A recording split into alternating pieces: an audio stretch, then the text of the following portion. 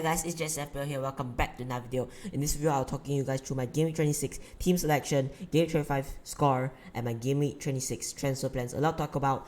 Let's just jump right into the video. So in Game Week 25, I did score a total of 62 points, got the slight red arrow, and with all my forwards not scoring, which was very disappointing. Back when another week he didn't start, and then Cancelo getting benched, and it was just a chaotic game week. Diop, I think that Coach Zoma he was feeling a bit sick during the warm-up, and Diop came in to replace Coach Zoma, and he did get the clean sheet. All my defenders got the clean sheet. Wolves getting that clean sheet. I said it last week. Tottenham weren't looking the best, and Wolves defense are a really solid defense. Trent, 6 points, really solid defender. And then Bruno Fernandes, last minute, got a goal. There was a couple of chances in the game where he could have made it 2-3-0 to Man United, but if you saw that during 10 when Brighton got that red card, you could see United just winning that game. It was like confirm winning that game and getting maximum bonus points in that second game as well. Rafinha, 1 point, disappointing. I think they did lose 3-0 to Everton. Bowen, 13 points. He's, I think, one of the most consistent players currently and one of the most informed players currently. And then Jota, 1 point. He did come off the bench. And then Mikel Antonio, 2 points. Calvert-Lewin, 2 points. King, 2 points. These players have all the forwards that you can't really find much forwards currently that are going to score you big points. So really disappointing. Let's jump into my Game Week 26 transfers. So in this game week, I'm planning to make 4 transfers, 4 moves. Calvert-Lewin to Broja, Antonio to Weghorst, Bruno Fernandes to Salah, and Beckman to Sarr. These transfers are not confirmed, but I will confirm them on my Twitter page, and probably will be live streaming this deadline. I already made the move from Calvert-Lewin to Broja to avoid price changes. I think that was a really bad decision, in my opinion. There was a bit of error there, and Dominic Calvert-Lewin is playing Southampton away, so just take that into consideration. And Beckman here, so Beckman, double game week player, but I just don't think he's going to be playing. As we could see, the new manager, Roy Hodgson, is preferring Ben Foster over Beckman, and I just think it's time to let him go. So I already made Calvert-Lewin to Broja, but there's 3 other moves I want to talk about, which this will cost me a -8. And I think Sarr is a better keeper than Beckman. He's going to be playing every week. Wolves are a more solid defense. Salah, he's back from AFCON, and it's time to get him back into my team. No doubt about that. I think I'm going to be going ahead with that move. I could, take out Jota, as Jota is not...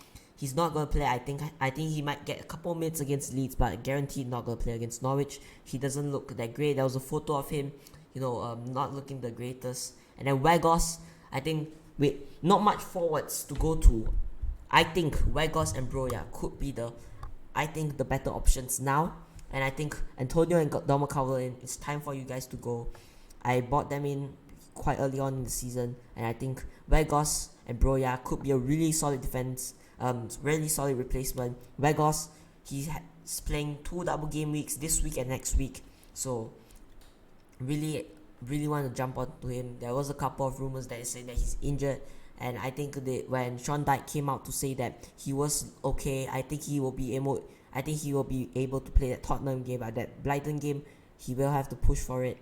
And Sarr, I think he's got to play both of those games. Wolves' second keeper isn't the greatest, and then both games are really tough games for Wolves. I think Leicester is a slightly worse attack, and Arsenal are the problem. But then if he gets at least more than 70 minutes, it's 4 points already. So -8, I think it's gonna pay off, because if you look at it, Sarr, Salah, and Weghorst, double game week players I'm bringing in, they're gonna score guaranteed 12 points if they start until the 70 minute, because that's 2 points per match. If you take count of that, it's 12 points in total. It's gonna pay off, and hopefully they're gonna score, get some returns. And let's jump into Game Week 26 team selection. So let's start off with in goal is Jose Sarr. The new keeper is coming in. He's gonna be starting 5.2 million. I think it's a really great price. He plays Leicester and Arsenal. I think Leicester aren't the greatest attack, and Arsenal could be a problem at sometimes, but if you look at that Wolves defense, a really, really solid defense. It's going to be hard to score against that Wolves defense. And even if you do score, Jose Sa is going to pick up save points. He's going to get points. If he saves a penalty, he's going to get points there. He's making saves here and there for Wolves, and I think one of the better keepers and the cheaper keeper in the current season. First in defense, Alexander-Arnold. This Liverpool double is just a really, really beautiful double. If I look at that, Norwich at home, Leeds at home, not every week you get to see a really great double. And I think one of the greatest double ever since I started playing FPL. And I think it's a really great time to triple captain a player. As you can see, the triple captain is active, and I'm going to talk about more about that later. So next year, it's Connor Cody talked about how solid Wolves defense are. They are a really solid defense. I think their attack is just a problem because their attack aren't scoring that much goals, and I think if they get improved their attack, I think they could have been top 5 currently. But the defense really solid, and I think that defense is going to win Wolves games, and I just think that defense is just super solid. Leicester's attack could be troublesome at some times, but Leicester, I think they are just not looking the greatest currently. Arsenal, could be a problem. But then Connor Cody, we see in Leicester's defense, I think at the moment, currently, the worst defense in the league, Leicester's defense. And if Connor Cody can get into that box and, during those set pieces, I think he will be a real trouble for those two defenses. And I think he could score some points for me. It's a double game week, and he does double, so really happy with that. Next year, João Cancelo, the first player so far in the video that is not going to be doubling this week. João Cancelo, but he's still, remember, a really great option. Tottenham, they lost against Wolves last week, and they aren't looking the greatest. They lost against Southampton the previous week. 2 losses in a row in the league. They aren't looking the greatest, not looking the strongest, and now they're playing Manchester City, who really want to win that title and will give it their all to win this game against Tottenham, especially at home. I just think it's a really great fixture for Cancelo just to get a lot of points. I don't think City is going to rotate Cancelo. It's a really tough game, and I think Pep will go with the better first 11, the obvious first 11, which Cancelo is in. So hopefully he does play Cancelo. One fixture, but it's a really great fixture for Cancelo to get points. And lastly in defense, Kieran Tierney, double fixture, double game week as well for Arsenal. Brentford and Wolves. I think Wolves are a tougher fixture, but I talked about it just now. Wolves' attack aren't the greatest, but their defense is really solid. So if Tierney can't get attacking returns against that match against Wolves, they could possibly keep the clean sheet against Wolves. And Brentford, they're just really poor recently. Could get the clean sheet and attacking returns for Kieran Tierney, and it could be a really high scoring game for all of these players. First in midfield is Mohamed Salah, the Egyptian king. He's back in the team, guys. Norwich and Leeds at home, just beautiful fixtures. And during their right wings plays, I don't think there's much competition. Minamino and Oxlade-Chamberlain, these players, I just don't think, no offense to them, but I don't think they are on the same standard as Mohamed Salah. I think they're just slightly worse than Salah, and I think Salah will retain that spot. Yes, there are some people saying that the one thing I was considering that the triple captain goes to Trent is because he did play a lot of minutes in AFCON and he's just coming back, but I just think he's determined to play, and he's going to be training, and I think he's ready to play these both fixtures. Less competition in the right wing slot, and I think these two defenses are really poor. That there are Luis Diaz, Roberto Firmino, Diago Jota, and Sadio Mane. A lot of competition in that attack, but those players are mainly playing as a striker or as the left wing. So these players aren't really going to fight for that slot. For Salah, Oxlade-Chamberlain, he's more like a midfielder.